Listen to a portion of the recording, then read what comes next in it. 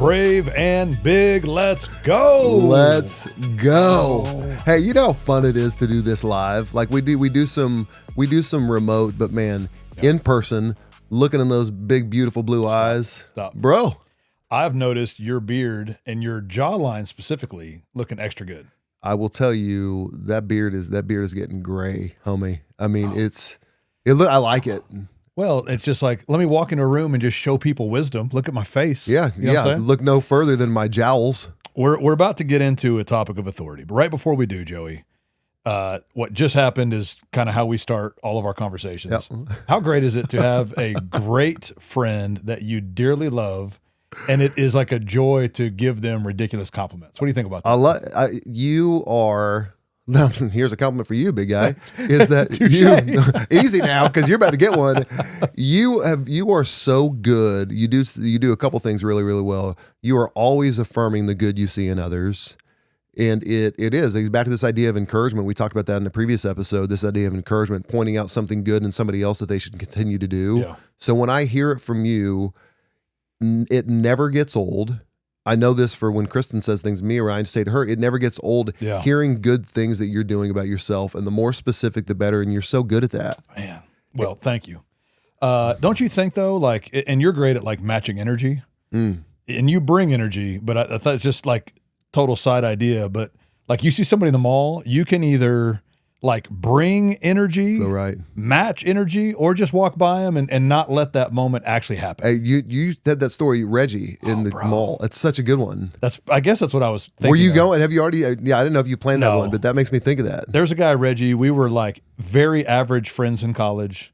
He ran more track. Acquaintances, right? I mean, you knew each other in passing. Just a cool guy. We'd say hi in the cafeteria. Yeah, because we went to college together. Right. And I hadn't seen Reggie in 10 years. And we were in the mall in Tulsa, Woodland Hills. Come on. And I saw him. And I think this is the problem. I thought I could either act like I didn't see him and keep walking, and my life would not change. Yeah. But for whatever reason, I just was like, Reggie! Across the mall. And bro, it was exactly what you would hope. Yeah. He just goes, heart attack? And like we skipped, I don't know, 80 yards to each other and like embraced like it was my brother returning from war. Man. I hugged him. I don't know anything about him anyways, but I was like, how are you? Yeah. He told me he's married, got some kids. I was like, man, I have kids too. And that's it. Yeah. I don't like, he didn't need anything. I didn't need anything. High five. But it was almost just like he was open to matching energy. Yeah. But sometimes we're like afraid to put ourselves out there because I guess the reality is like, what if they don't respond? That's right.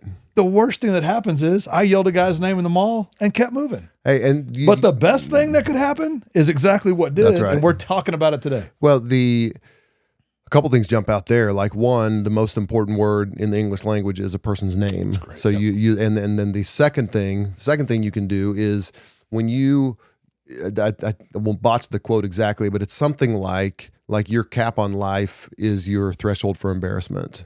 Like if you made yourself, you were perfectly willing to be embarrassed. Yeah. And as a result, you had an awesome encounter. And if you didn't, like, okay, that's fine too. Moving on. Doesn't change my identity. Doesn't change who I am. Some stranger's like, that guy yelled a guy's name. Terrible. I believe what I saw today. But instead, it's like, you better believe if I see Reggie again, and fun note, haven't since then. It's been another 10 years. But I'm ready. And I think he is too, right? But it's just like, it kind of made my day. Yes. I mean, it's getting me happy thinking about it again. Anyways, you're great at that. It'd be interesting just think, man, what are the moments in a day where you can bring energy, but also be really good at matching energy? Because I think people need it. You feel great. Like they put themselves out there, be ready to respond. Yeah, that's right. Something that AI does really well that I think we can learn from.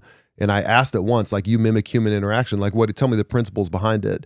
And it said one of them was effectively personality mirroring. Oof. And so you're just mirroring what you see. Yeah. It's like the old Andy Bernard on The Office, if you know that. He talks about personality mirroring, never breaking a handshake type of thing, repeating someone's name. Yeah. But AI does a lot of things that we could take some notes from, and that is personality mirroring. They built it to be a perfect companion, and that's what it's built to do. Let's do that. Yeah, yeah. We are going to dive into authority today. Oh. This is going to be great. I'm excited. I think it's a missing component in a lot of people's lives. Maybe there's a misunderstanding about it, or a misappropriation on how to really like implement it, whatever it might be. So I think it's going to be a lot of fun. Like where should we start on the overarching topic of authority? So to set the stage for me, maybe for the listener, I'm going to sit maybe in your shoes because it's my shoes, which is effectively talk to me like I'm 6 on authority. I think you are so good at this. You do walk in authority, and I don't exactly know what it is because we have a lot of ideas when it comes to authority. I think even for some people, a certain level of defensiveness rises up when you hear the word authority. Yeah. So I want to go real simple, and then we can build from there. But when you say authority, what is Chris Hart? What are you thinking when you say authority? Well, let me say maybe some of the misunderstandings that I see first. Yeah. I think that we confuse leadership for authority. Okay. And there's a lot of books on leadership, and there should be. And we love leadership. You have to be great leaders. I was talking to a very high level group of guys one time, and I was like, everybody in here is a leader. My question is, do you actually feel like you're walking in authority in your life? Like, is there a presence about you? Is there a flow of God's actual supernatural ability for you to act as a leader, not just have a leadership position? And so maybe that's it kind of initially, you know what I mean? And that's the thing, like you can be a person of authority, and I'm going to go a little pretty spiritual today. Yeah. And I think maybe that's the way to do it. Let me just read this to you to set the tone from the word. In Genesis 1:27, and I guess this is what I personally always come back to. So like if I'm going to explain this to my kids, I want them to know why and how they can walk in what we're calling authority. Okay. Genesis 1:27, God created man in his own image. So if we're going to be like God, it's interesting that that's what it says. In the image and likeness of God, he created him male and female, and God blessed them, granting them certain authority, and said to them, be fruitful, multiply, fill the earth. And this is my new favorite word, subjugate it. Which means to put under your power and rule over, dominate the fish of the sea, birds of the air, every living thing that moves upon the earth. So anybody that's ever offended by the idea of authority or being an authority, this is different than being like a harsh dictator. Okay. I'm talking about walking like in your God-given authority, in your ability to dominate circumstance, to take ground, to move forward. And I'm going to go as far as to say, if we are men and women of God, the infinite creator of the universe, it would almost be a misstewardship to not walk in a level of supernatural ability and authority. Yeah. And so I know we're saying a lot here, and I do want to kind of keep breaking it down and continue to simplify it. But I wanted to go there as almost like a foundation of like, okay, like when I'm talking about it, it's like in the beginning, we're made in God's image. And so when we come, so I'm thinking about it like we come into business and we come into an industry, man, I want us to come in thinking like, let's come in and have some authority here. Let's dictate commercial real estate. Let's make a difference in medicine. Yeah. Man, we coach people. I want to help people see that and feel that. What's it look like to actually be the authority in your home to where there's an amazing respect and reverence for you as a parent so you can lead and, again, steward well what you've been given responsibility for. So there's a responsibility element to it. There's a power element to it. There's a stewardship element to it. And I think we kind of keep unpacking it, but I'm trying to lay a little bit of groundwork and kind of take us where you think we should go. Well, I hear a little bit of there's like a foundational understanding, and then there's a mindset, and then there are actions that flow from there. So even taking it further, like when you say maybe are those the right? Is that a right order? Is it foundational understanding, then there's mindset, and then there's action? Yes.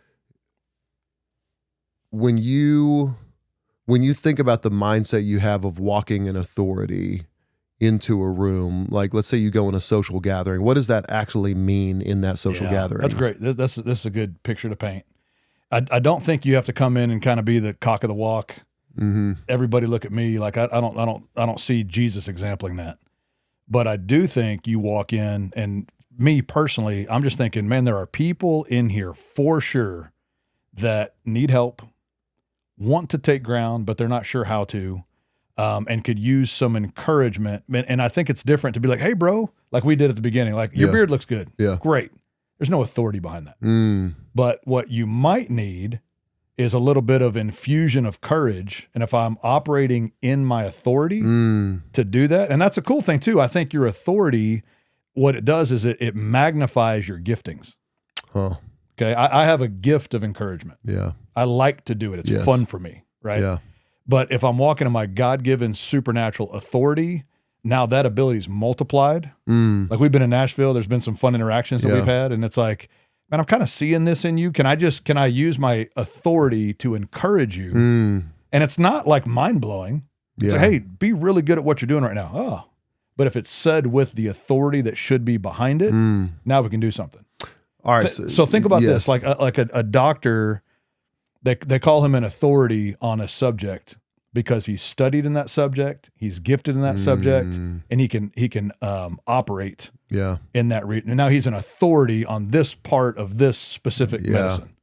That's what I think we get to become. We have this overarching ability and power, favor, if you will, that comes from God. Yeah. And now we strategically apply it with our God-given unique talents. And I think that's how we start making a dent in our generation. Let me tell you how I see it play out in you and what I observe. And it's a setup for a second part of the question. So the first one will be exercising authority in your interactions with others. And then the second one will be exercising an authority with yourself. And so that may be the more challenging piece, because what I see you do, and I saw it yesterday, I had coffee with a guy, you were on a call, and then the last 10 minutes you stepped in and you spoke directly to this guy's pain point, and you said, hey, let me make sure you understand something. And you said, this is what God has planned for you. Like what if this world this thing that you're taking a big risk on right now, what if it does explode? What if you do have generational impact? And so what I see you do, the authority that I see is you speaking faith over somebody else. And I've been the beneficiary of that as well. We had a difficult time probably 6 months ago in our business, and you said, hey, I just want you to know something. You and Heath, who's my business partner, said you guys are going to experience more alignment than you've ever experienced. You guys are going to move into a new level of thriving that you've never experienced. And what I didn't think when you said it was like, well, you don't know that. I just thought, yeah, maybe you're right, which is effectively you just spoke faith over a situation. And so the authority that I see you exercising in others is an authority that says, here's what God's word says about you. So the authority, you're not conjuring up some kind of manufactured authority. You're just taking God at his word for what he says and then applying it to somebody else. It's interesting. Well, and so I think somebody listening could probably make the correlation that if we're another, it's probably a synonym for this, would almost be your anointing. And I think those two go hand in hand. So my question would be, okay, what are you actually like gifted, like supernaturally anointed to do? Because if we recognize that, then you're obviously going to have a flow of authority in that. So that's kind of like, there are guys, man, they are gifted to communicate. There's an anointing there. So let's use that God-given authority, like, hey, steward, subjugate, right? To bring it under your power. Like, I'm communicating this, it's going to be brought with authority. I think there's people that are like very anointed to create systems and strategies. And, you see that in the word where it's like somebody was commissioned to create something great. Yeah. Right. So it's not, authority is not just like this thumping power.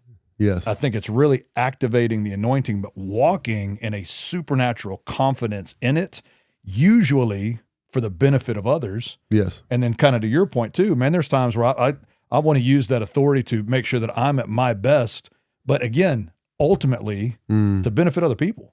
Yeah. To build the kingdom. And again, I don't want to misinterpret too, but what I'm hearing for some, you use authority to encourage others. That's one thing you're great at doing. For yourself, how are you walking in authority personally? You just kind of said it, but will you talk about that a little bit? I mean, you can look in the mirror and say all the things that God says about you. Maybe that's the thing, but how do you walk in authority for yourself and the things that you're putting your hand to? You run a coaching business and you have a bunch of great clients, but how do you walk in authority for yourself on the discouraging days? Or even just you wake up in the morning and be like, I'm going to go take ground. What does that mean in terms of walking in authority for yourself? I think it's always going to be a result of like input creates the output. And for me, right, and I'd say for most people, but I want to be real careful to almost protect it, and then add to it, foster it, if you will. You know what I mean? So that's where I just think I'll always come back to like, what are you doing first thing in the morning? And I think what a statement there would be like, let's just establish authority for the day, and I think that's giving the proper thing the proper place first. Yeah. Man, if you wake up in a mess and you ate too much pizza the night before and you didn't sleep good and you feel like crap and you wake up right before and you kind of run, like you're not going to show up with any kind of authority. Yeah. But man, you get up when you said you're going to get up, man, drink that cup of coffee, get your mind right, take a lap around the neighborhood, do some push-ups, get in the word. God, I put you first. God, I'm requesting that I walk in your authority to give me the supernatural ability. Because here's what's crazy. Every single morning, we could either do that, tap into the absolute power of the creator of the universe and get a download from him directly, or not. Yeah, I love that. That's or not. Or sleep in, or go eat candy, or, you know what I'm saying? It's like, but I think that's as, and we say this a lot, like, what's the simplest way to look at it? Yeah. Because I can execute simple. Yeah. So I think it absolutely starts with a download from God. God, I want to, and this is what's so cool. Like in Matthew 6, they're always looking for Jesus. They can't find him. Why? He's out by water somewhere. He's up on a mountain somewhere. He's separated himself, talking to God, and I believe speaking to the authority so he could walk in authority. Yeah. And then it's like, it's crazy. Jesus like was always ready because he was doing this. Yeah. He was getting the input right so that the output could be correct. Because he might walk by a funeral that day and know he's supposed to raise a little girl that is in the box. Because it might be the day that Lazarus needs to, it might, you know what I'm saying? Like, so he stayed ready. Yes. So he didn't have to get ready. He was the walking embodiment of this authority that we're talking about. But the crazy thing is we have that ability and capacity, but we have to get it. We have to pursue it. Yeah. And then it's easy to walk in. I've kind of made this loose connection in my brain, but hearing you talk about it, there is an inextricable relationship between authority and faith. Authority is faith. Anybody can say something as it is. Anybody, I mean, that is that actual authority, or are you just like reporting what you see? Faith is saying something like, no, this situation is maybe not what you see. So speaking faith over it, and I want people listening right now to get comfortable with the idea of speaking faith over things. And you may feel like I've felt this way in my life. I feel a little intellectually dishonest when I say that. Well, but that's not what things are looking like. Though things aren't going that way. That's not my current reality. Yeah, that's not my current. And it's like you said. I mean, you said yesterday we were talking about this. Faith is the substance of things hoped for and not yet seen. The evidence. It's the actual proof of what you can't see. I mean, how does that? The proof, like the jury needs proof. Yeah, but you can't see it. Yeah. So what it is, it's making it so much of life is deciding things. Yeah. Like this is the Brave and Big podcast. Decide to be brave. Yeah. Decide to live big. Yeah. And it's like, well, is it that? Yes, it's that easy. Now, then once you've made that decisions, now our actions follow that. Right. Right. And I think that's the whole idea. But it's like, I think the message here is decide to walk in authority. Give yourself permission to actually think like that. Like I actually believe that the same spirit that raised Jesus from the dead is alive and active in me. Yeah. And then you're going to talk yourself out of authority? Yeah, that's right. You know what I'm saying? So you either believe it or you don't. Yeah. And then, so okay, I do. The Bible said it, so I believe it. The same spirit that raised Jesus from the dead is in me. Okay, now what do I do with that on a daily basis? Yeah, that's right. That now I'm going to walk in the room that you're talking about.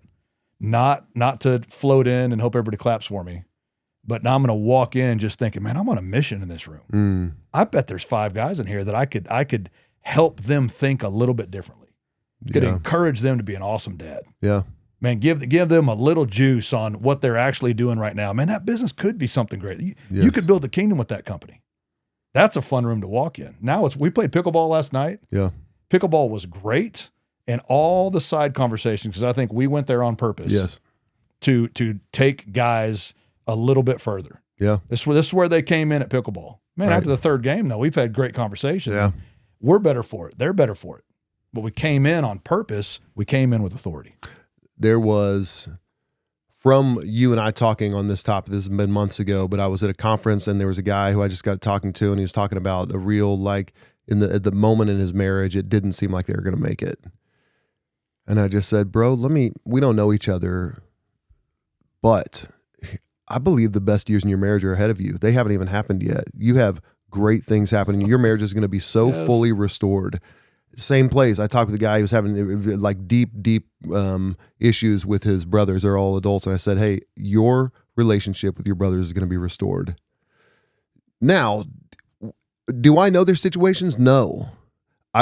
Here's what I'll tell you though. In speaking faith over that, which I do believe I have the authority to say that because God wants to restore all things, because God makes things whole, because God is not a God of like discord and confusion. And so, and what God has put together, no man separate for his marriage. So I had authority to say that because the word says it. It's not me making something up.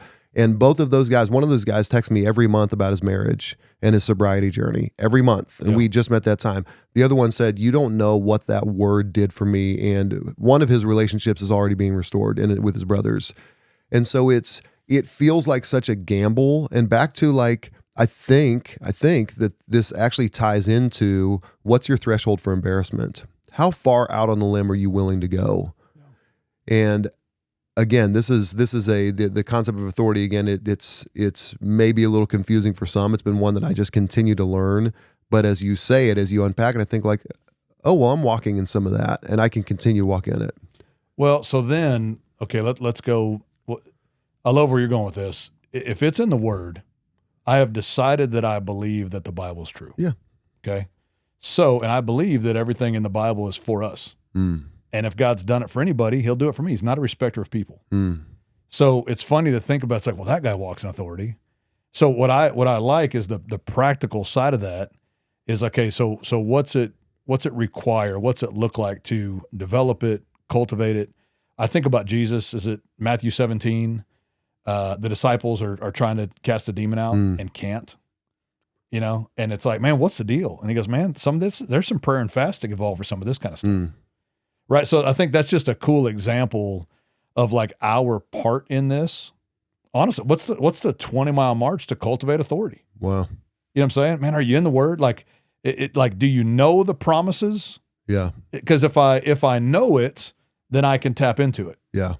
But if I don't know it, like if I'm asking somebody to really recognize their alignment with God, my first question is like, what do you actually believe to be true? And then if okay, I actually believe God's the healer. Great. If you believe that, now we can tap into that. Yeah. I believe God wants me to prosper. Great. Now I can believe for prosperity. Yeah. Right. So I think there's something to that. But those guys, I think there is. It's like, man, you spend time with God. You get your heart right. Yeah. Man, do you understand what God has said to be true so that now I can call on that? That's authority. Yeah, that's right. Me really thinking something or being excited about something or great. But man, if I have the foundation of the Word as my backing, I know that this is what it said. Walk in dominion, subjugate, take over. Yeah. And by the way, what's interesting is it says typically through conflict, which is fascinating. It's like, hey, heads up, there's going to be resistance. Yeah. Heads up, you're going to have to like apply your faith in this. I think about them on the water in the storm, and it's like, Jesus is like shocked that they're freaking out. He goes, I said we're going to the other side. He knew his authority. Yeah. The disciples didn't quite understand it yet. Yeah. So in a storm, they're losing their biscuits, and he's like, guys, come on, peace, be still. And they're like, oh my God, right? But it's that's authority. That's the right. authority was not even worrying about the storm, but for their sake, I'll kill the storm. So much of it continues to kind of just keep going back to this idea of authority manifesting in our words. You take the Genesis example. The Genesis example, go subjugate, right? Don't hate, subjugate. Like, just go out. That's what they say. That's it. But then he went, and again, we said it before, and then he went and gave them all names. Then he went with his authority. He went and gave all of them names. That was God's charge to him, was go name all of the things.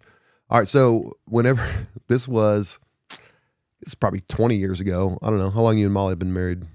17 years. So this is probably about 18 years ago. Kristen and I had Molly and Chris over. They were still dating, to the house for dinner. And this was the first time we'd really spent time with Molly. And what the listener needs to understand is that the people that Chris dated, they weren't just dating Chris, they were worshiping Chris. I mean, they loved him. They couldn't believe that he had picked. So, and then Molly comes over and bro just freaking busted your nuts the entire dinner. I mean, eye rolls. Chris is doing all his normal stuff. She is eye rolling all over the place, and it was such. We left, and so Chris and I were very close. All three of us in college, so we knew each other really well. My wife Kristen, and then Molly was a few years behind, and so Kristen had seen all the Chris fans, and she had And so when you and Molly left, Kristen goes, "Oh, I like her."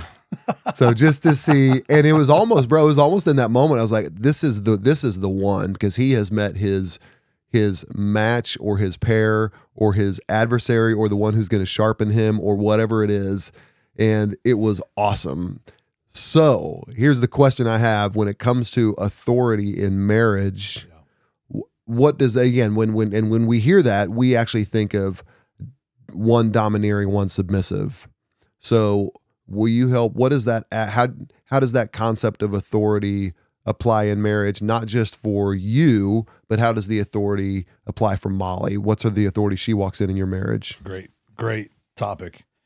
To your point, my wife Molly is one of the most powerful women I know. Absolutely. Period. Powerhouse. She's a way better speaker than I am. The way that she breaks the word down, I mean, it is, I'm in awe. She coaches for us as well. And I'll walk by the room and it's content I wrote and I'm hearing her communicate. I'm like, God, dadgummit, so much better. She really is gifted, powerful, and walks in authority. And I'll answer this question. Let me tell you one great Molly story. Yeah. I was playing pool basketball while Molly and I were on a break. We dated and broke up a couple times. And probably to your point, she was so she was the greatest woman I had ever met. And I'm like, man, this is a lot. You know what I mean? We break up and all day and all this. And she was absolutely the one, and I was immature.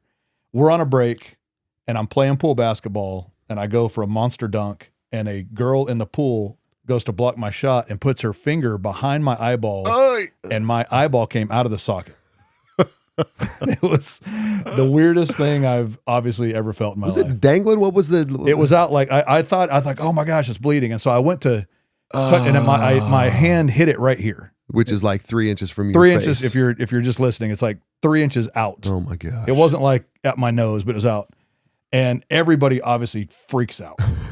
And there's these other girls in the pool and they're like, let's go to the hospital, get in the car. And, just no leadership. I can't lead myself because I can't see. But Molly was at the party, but just not in the pool. We're on a break.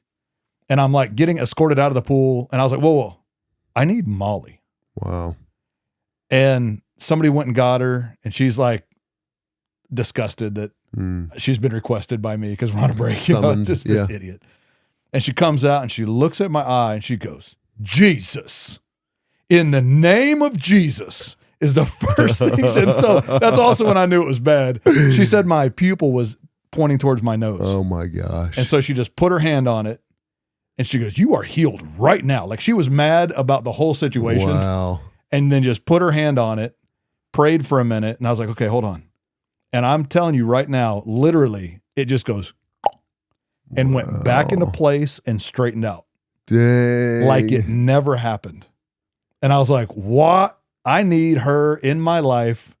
What if this happens again? We've got to be married. Yeah. This break is over. I love you so much. I mean, it was the greatest moment of our whole, but authority. I mean, she saw, and it's a funny story, but she saw something and immediately took authority over it. Wow. 30 other people freaked out and deferred, like, well, I guess we got to go to the hospital. No. Molly took authority over it. Yep. So I say that because that's who she is. That's how she grew up. It's like in her DNA. She loves Jesus. And so as a married couple now, because she is that powerful, I mean, she has that kind of voice, and it's an amazing combination, but it requires our intentional effort for alignment. Yeah. And if her and I are on the same page and all of our, multiplied effect is working, it's amazing. And man, when we're off, we're off. And we got to be very aware of that because we both have strong personalities, even outside the spiritual side of things. Yeah. But the amazing thing about Molly is too, she'll say, listen, I believe, like, biblically, you as the man are the leader of our house. And so if I'm like, hey, man, I really think we're supposed to move to Texas. She go, I will absolutely pray about it too, but if that's what you're feeling, I'm in. Wow. You know what I mean? Like there's a real, I think, confident flow. And for me, she's too valuable. She's too wise for me to look at it like I'm just going to boss our family around. Yes. Does that make sense? Yes. Like that's not even attractive or appealing to me because it would be such a miss on my part to not get the value that she brings in her authority in us making decisions together. At the end of the day, if there was a decision to be made, I'm happy to make it. She would fully support it. Yeah. And we would ride or die together. Yeah. But there really is a great flow. And I'm saying that like it's a good thing that I've done, but it would just be like idiotic to not capitalize on the power and authority that she has for the betterment of our family, our legacy, our kids. So I'm so committed to there being that flow. Yeah. So there can be a synergy that hopefully the world benefits from. Does that answer your question? I think so. I think it does. And maybe another way to think about it, or a question is, it's two parts on it, but tell us about when you said at the beginning, misappropriated authority. Tell me about what it looks like, or maybe when you have misappropriated authority within your family. And then what would that word be? Because I would actually argue that it's actually not authority when you misappropriate it. It's something else. Yeah. So what maybe there's no, and I'm just asking you to come up with a term for it on the spot, but when have you misappropriated it? Because somebody may walk out of here and be like, that's it.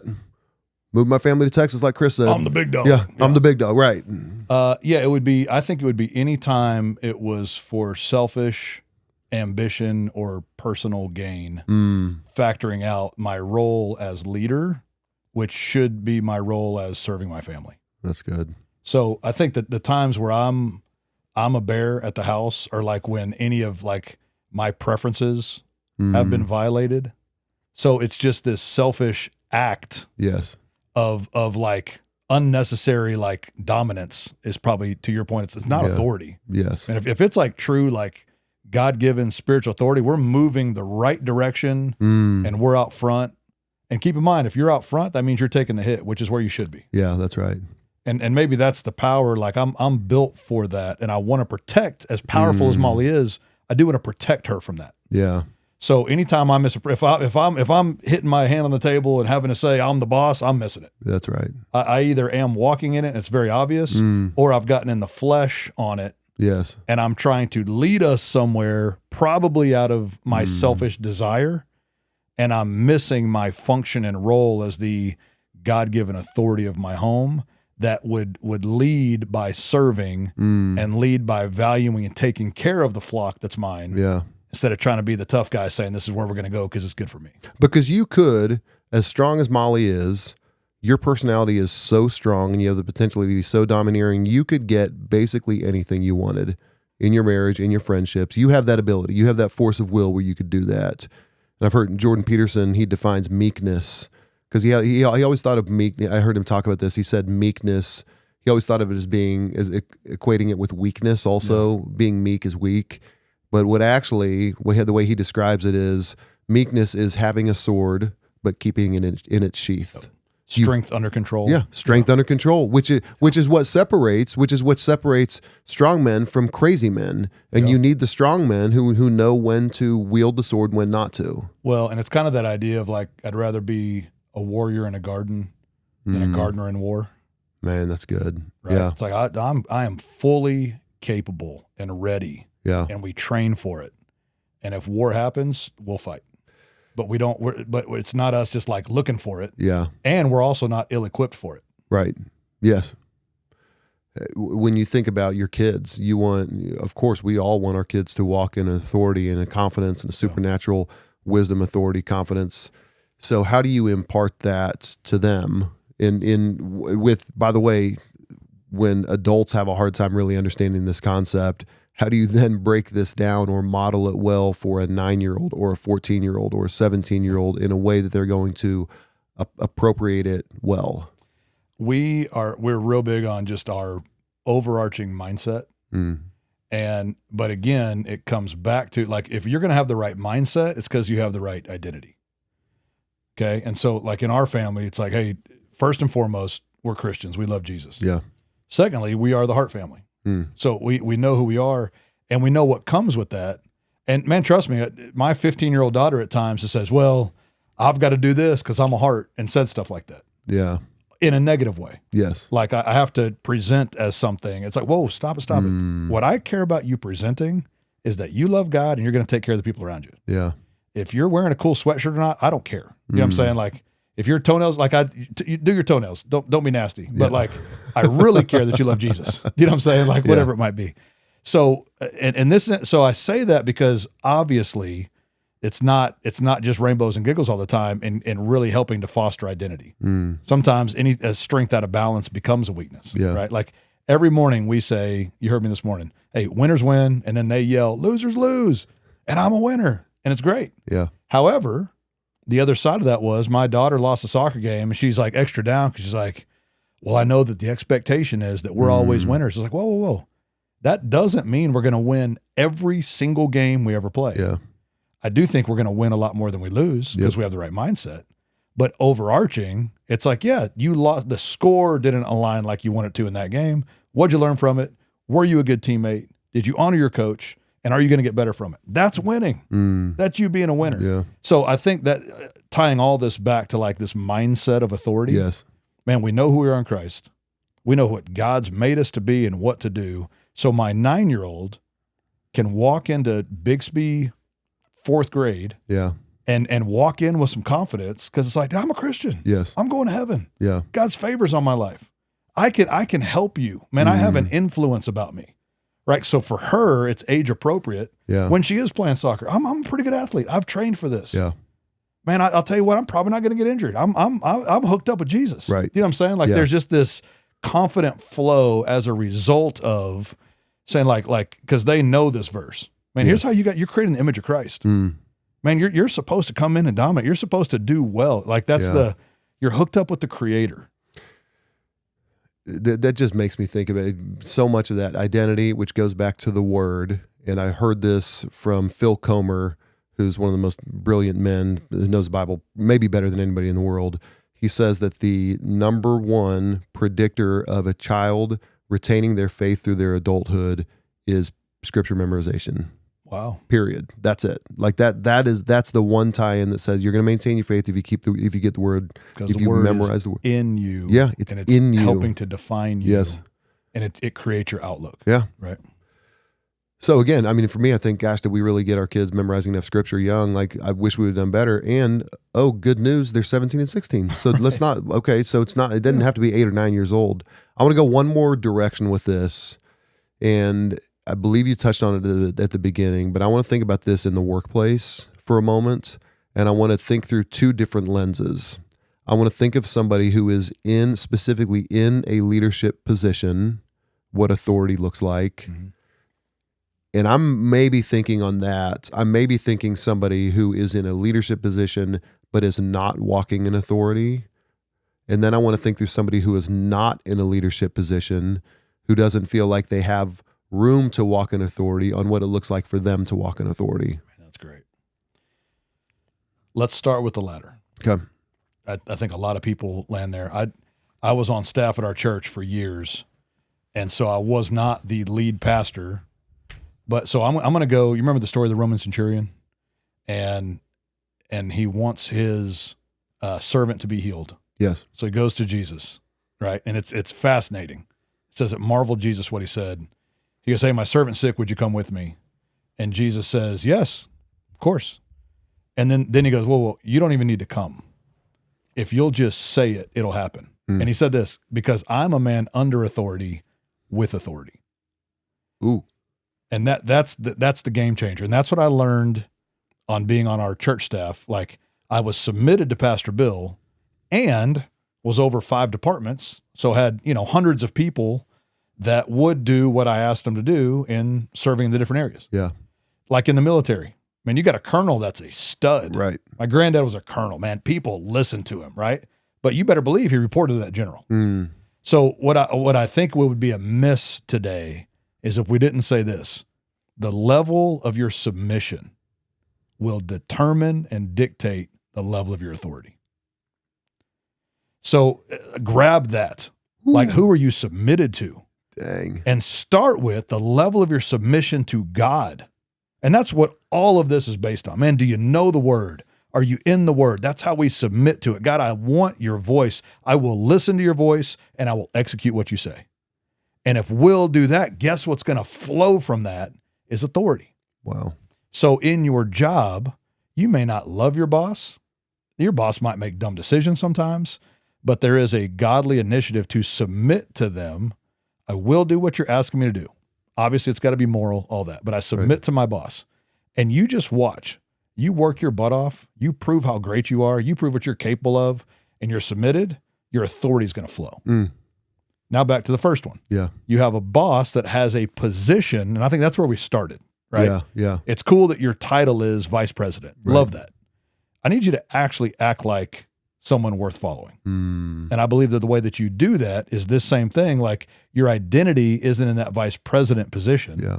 Your identity is, I'm a man or a woman of God. I know the word. I speak the word. I act out the word. And now when you're leading people, that's going to flow. You might be telling them to make their sales calls, but you're also pouring into them, checking on their family, being a great out front servant leader. Now you're actually walking with some authority. Guess what's going to happen to your sales team? Yeah. It's going to go through the roof. Yeah. That's our whole premise in coaching. Let's get the people right. Yeah. Let's build you up. Let's teach you what authority looks like, sounds like, and feels like. And if you'll apply that to you and your family, man, you better believe when you walk in the office, the same thing's going to flow. Yeah. Man, that's good. Come on. Hey, I would love to hear, as we like to do every time. This is meaty, bro. Like this, I admittedly, we've talked about this topic. I coach on this topic with the Brave Group also. I talk about this with my family, but I feel like I have a lot different insight in actually what this means. So, and there may be some more, if there's anything you want to tack on, we can do that. But I would love to, let's break it down like we do every time, which is, I mean, we're here. We want people to be brave and live big, period. Yeah. But we know that always begins with a small step. So break this down. What is the small step for people listening today that they can do to propel this forward, to be brave and live big? If you want to walk in authority, I believe it starts with your level of submission. And I think submitting to God usually equals time. Yeah. And so as simple as this is, I would just say, it's like, God, I want to walk in a new level of authority. So I'm going to give you more time. That's good. And I would simply say, what would it look like to add 20 minutes to your current morning routine? I'm assuming you've got a great phase one and you're getting up and getting the word. If you don't, that's obviously the starting point. But if you already have one, I would just say, let's add time. Yeah. Spend time with God.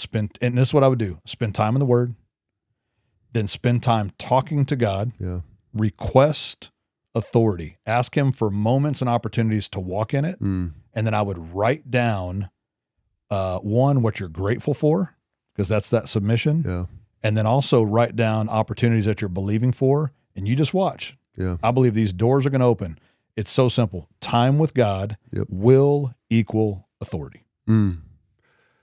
For me, I would encourage somebody, myself included, I would encourage people to get comfortable being uncomfortable speaking words of faith. That's great. Because that words of faith, again, I believe to me that's probably my biggest takeaway from talking about this, is that it's the words of faith are a manifestation of authority. Yeah.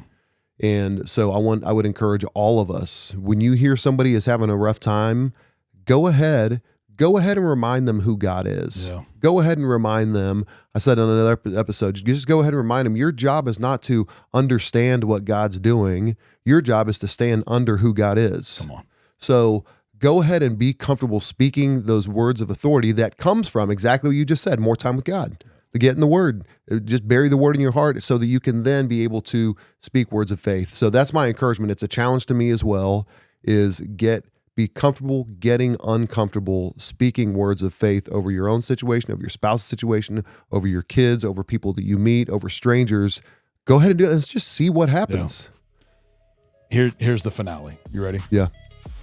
Because of what Jesus did on the cross, when he went down to hell, he removed the authority from the devil. Come on. It says he stripped him down. Yep. Right? So now Jesus obtained all the authority, gave it to us. So we say this all the time. It's like, well, God has all the authority. So what's that mean? The devil has none. So all he can do is try to talk us out of our authority. So I think that's like the final charge. That time with God, speaking faith, that's the reality of all of this, is that's protecting you from getting talked out of what's already yours. It's yours. Yep. Walk in it. Don't overcomplicate it. Make this simple. The devil has none. You've been given all of it.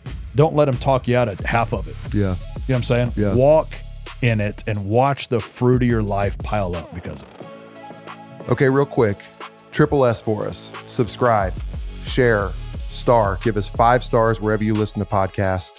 Thank you so much for joining us this week on Brave and Big. Brave and Big is produced by Sonus Podcast and the brilliant Miles Albritton. We will see you next week.